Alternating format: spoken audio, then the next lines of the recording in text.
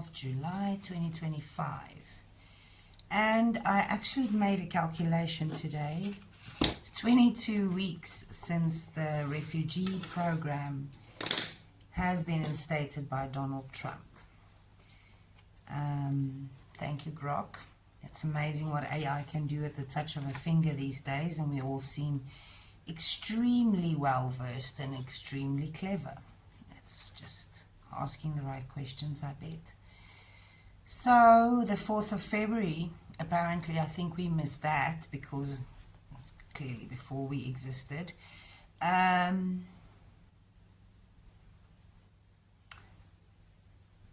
Trump actually stopped realigning. The 4th of February was the realigning of the United States Refugee Admissions Program, where it stopped fully. The 7th, he opened it again for the Afrikaner Act, and March it's called Missions South Africa. So it's been 175 days, equating to about 22 weeks. Yeah, it's a long time. We're definitely in some form of trimester.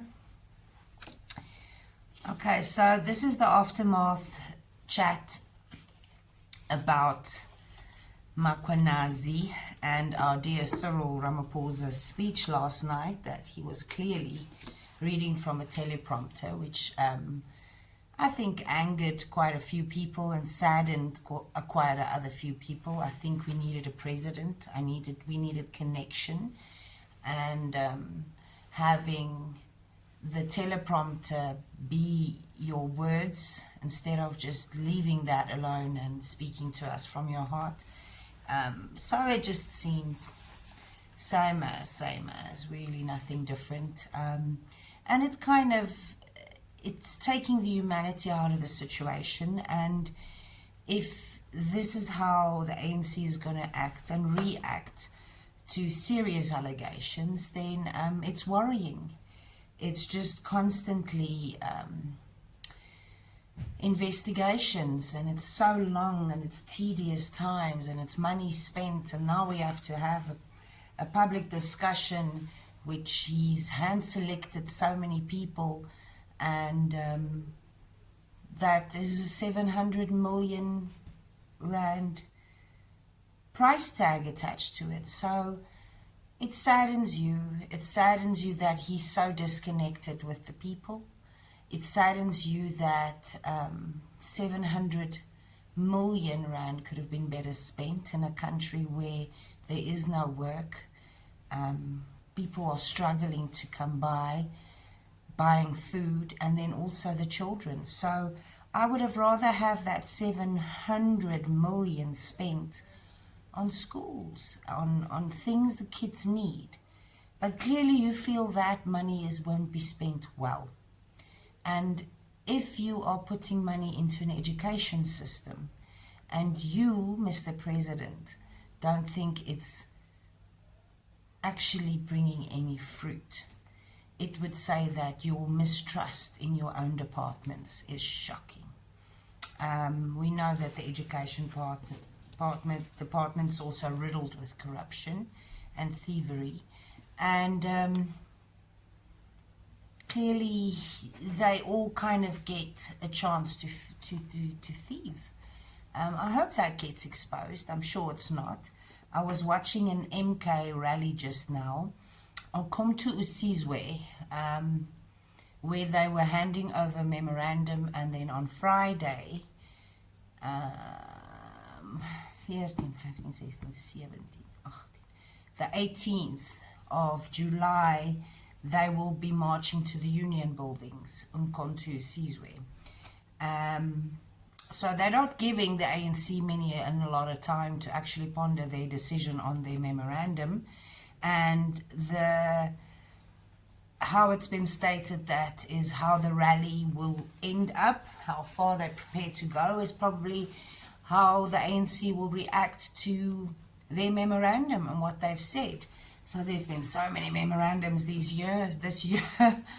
It's shocking how many marches there's been and memorandums there's handed over. It started with the white people in the Afrikaner broederbonders, and it's pretty intense this year. We've got what, 22 weeks and absolute chaos in South Africa. Now, I was speaking to a client of mine, and she used to be the ambassador of Chile's wife. She's South African. He then became the ambassador for Chile in Israel with lockdown, and she is a governess, which means she tutors children. She's a very good teacher. And unfortunately, the ambassador, Your Excellency of Chile, has died, but that's quite a bit away, and our condolences.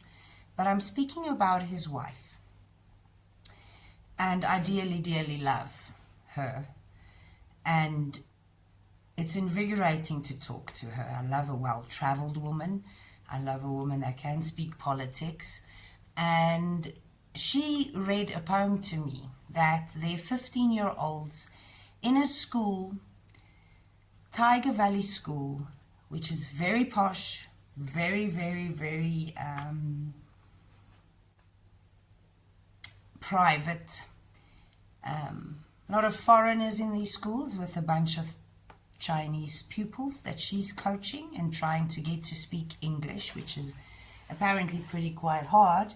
No wonder they want Mandarin to be passed in South Africa, because they just don't want to speak English much. But in any case, so it angered me, this poem. This girl is 15 years old. They're getting obstinate and rebellious, and it's not an issue. We love little rebellious teens. But now the ANC and the education department, or hence the school, is pushing indoctrination on the kids. Now, I do understand we need to speak about history and where we come from, but oh my gosh, it's just sickening. The kids are fed up. I mean, these are now Chinese little kids that have to learn something that clearly they could not give a fuck about, to be honest.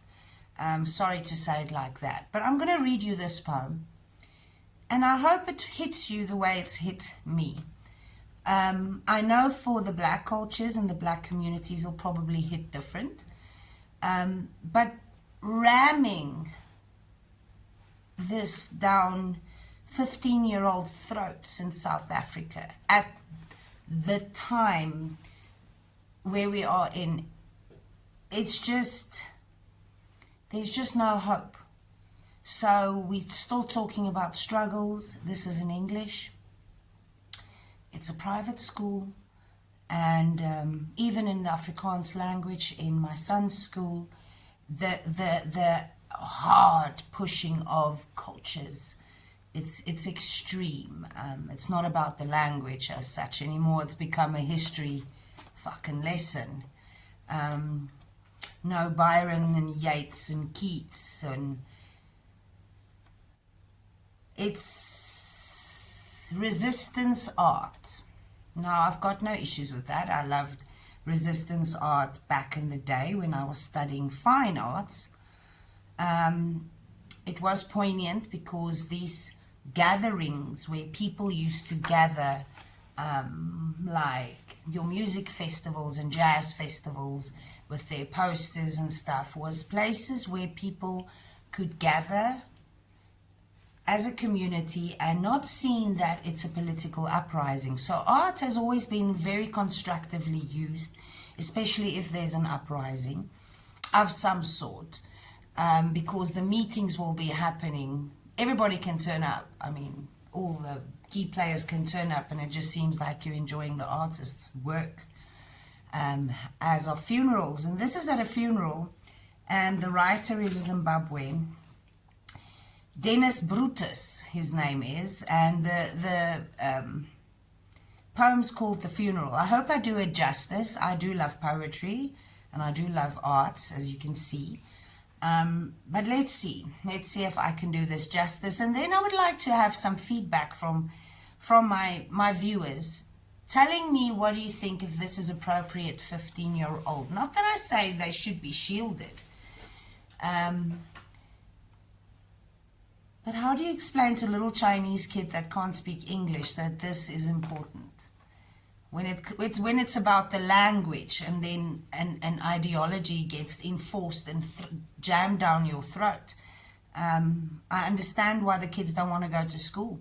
And if it's because of our education system at this point, I understand why they just don't want to rock up anymore. Why do we want to deal with all this ugly continuously, with our parents constantly telling us? I mean, 15-year-olds don't want to even listen to anything we've got to say. Now we have to jam the struggle history down their throats. They just want money and give us opulence and let us live and let us survive. Your struggles yet again. Okay. The big boys' struggles, because they're never going to stop. I mean, it's just a fucking struggle from the ANC. I'm sorry, I'm so angry about this poem. But let's read it. At a funeral, black, green and gold, at the sunset pageantry, and the stubbled graves expand, expectant of eternity. In brides' whites, nuns' white veils, the nurses gush their burnt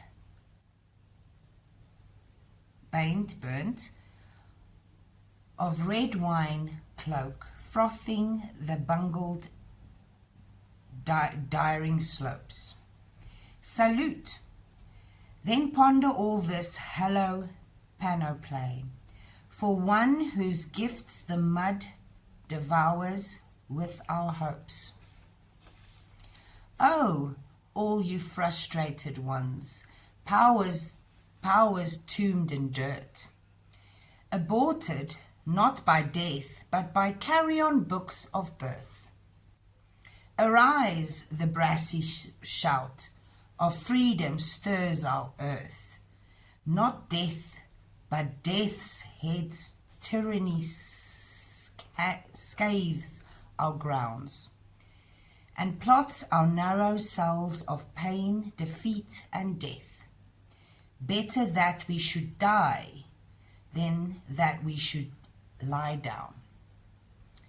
So yet again, I'm contemplating what Ramaphosa was trying to say to the Youth League of the ANC. Probably, if we're on 22 weeks now, I would say about 12 weeks back, he was trying to rally up the youth. Better that we should die than that we should lie down. It always calls for an uprising. He was trying to rally his youth. The ANC has lost the youth. We know this because the EFF walked away with them. I've had many little debates about Malema on X, and to be honest, I have met Malema when I was studying fine arts, laying under trees at TUT. I'm a sculpting student. That is one of my welding pieces that I welded. And I was laying underneath the trees, and Malema came and spoke to me. Not just me, to all of us. He was part of the ANC Youth League then. And he is extremely charismatic. He speaks to his crowd. He's a real politician. And I always said this man will probably go very far. And I've got many a bad, disgusted South African, Afrikaner attitudes towards my opinion about this. I never said he's a good man. I said he's going to go far. Not because I think he's a good man to go far. It's just he has been skilled and well-versed. He has trained amongst jazz festivals and sat with drinking whiskey with the greats. And you might want to see it as not great, and what has the country become as and what it has become. And it saddens me that Ramaphosa is doing this, considering that he was one of the greats. It saddened me that he's got such lack of skill in the face of the adversity he's facing out of his own people. He's quivering and he's reading from teleprompters. But saying that, we were speaking politics, and I said, he asked us to come and vote, and I said I don't vote. And a lot of people might be angry for me for that, because a lot of people has died over the years and centuries for voting. I get that, but the problem is I can't partake in a system I don't believe in. So even though I want to change the system, so taking part of the system is the only way you can change the system is a bunch of bullshit. I promise you, if you stop voting, you'll change the system. And the reason why the ANC has lost last year is because people didn't go vote. Me and my son was looking and following the whole elections from the start. And to be honest, the amount of people that didn't vote was the reason why the ANC lost. We are gutful. And I've always been gutful because this has never been a democracy. South Africa has never lived underneath a democracy. And I'm not talking about the white people that's suffering. I'm talking about general cultural people and different languages and different cultures that gets run over because of a majority. Now what's great is the majority is the Zulu, and I promise you Makwanazi, I don't think you understand. I think he does, and I do think he does. I hope he does understand the amount of backing the Zulus are. I always believed that if the change's going to come, and even if we have these little debates on X, I enjoy it, and I don't really get so rallied up. I mean, even on my own WhatsApp group, there's always this dramas, little dramas, and it's fine. People are people. We're all humans. We all have our feelings, but there's rules and laws of any society and moral code you live by, and that's just general ethics.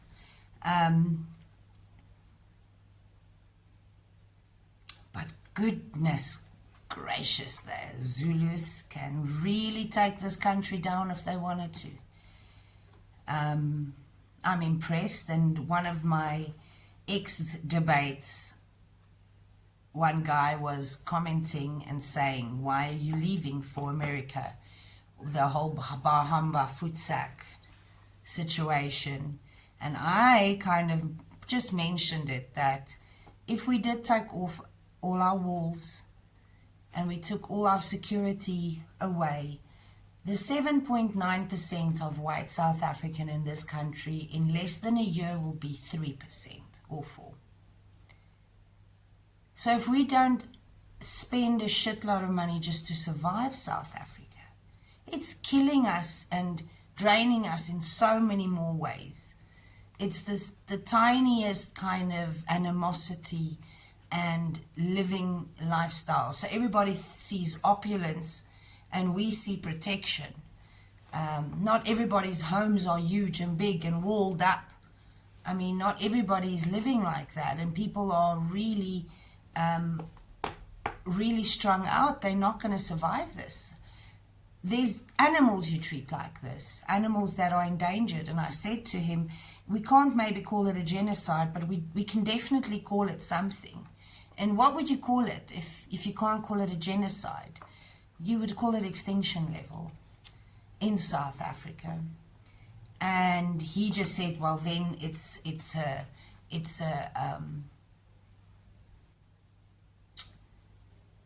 a population issue. It's your people don't make children. And I said, yes, we don't. You're very right. We don't have that many babies like we used to have because purely we can't afford it. If your school fees are 4,500 Rand a month, this is not a public, this is a public school. This is just a public school. How can you afford 3 to 4 kids and a house and protection? Because all these things cost a shitload of money. So yes, we are being systematically eroded from this country. If I look at the history that's been written in the books. Now my forefathers is the Boere. My surname is the Jager, the hunter. And there's not many things we read anymore about the farmers, the boere. They've even appropriated the word boer back and speak about the black farmers, which were herdsmen. They were not really farmers in the fields and crop farming. The cattle they herded because of power and wealth, because that's what happens with your cows. So even the attack on the cows, I call it the scorched earth treatise. I'm not calling it, it was what it was called by what the English did. So now our security systems is falling. There seems to be a hand in this. I might not be the only one thinking this. Please let me not be the only one thinking this. But yes, General Makwanazi, well done. One thing I would want to say also, Umkhonto Isizwe was,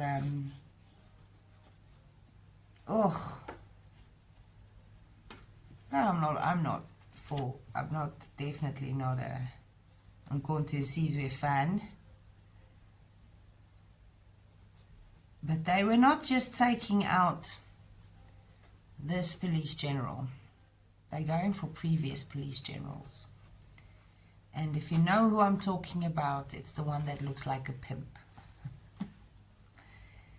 I mean, if you look like that, I can't think that you're going to be anything but corrupt. You look like a pimp in the 70s movies, which pimped out prostitutes. So, yes. Well done. Go the big boys. Let's see. And one thing I also want to say to my community, the Afrikaner, please still don't think this is about you. Just move away. Open the curtain, open this veil of white protection that the ANC has kept in front of them. Move to the side, become quiet, go hide, leave the country, do what you need to do for your safety. But this battle that's going to be happening very soon, the overthrowing of this government, and it does scare me for who would, in the unrest, what could transpire and what could happen, and then also who would be taking over. That also is very scary because, shit man, rather the devil you know than the devil you don't. Although we know all of them, but we've only had the ANC in government for this long. And by the looks of Umkhonto Isizwe and EFF, I don't know who's the most brutal and who would treat the white person and the minorities in this country than anything else, than with sheer brutality. So maybe that's why Trump is picking us up. Who knows? I think he just said there's a lot of white people that's going to suffer through this because clearly they can see where this is heading, and Trump went, I'll take him. I'll take him. And we're thankful for that. So yes, I hope you guys have a good evening. I will be making more videos. It takes me kind of a while to rally up and sit down and have a chit chat. But here we go. Let's all be gangsters.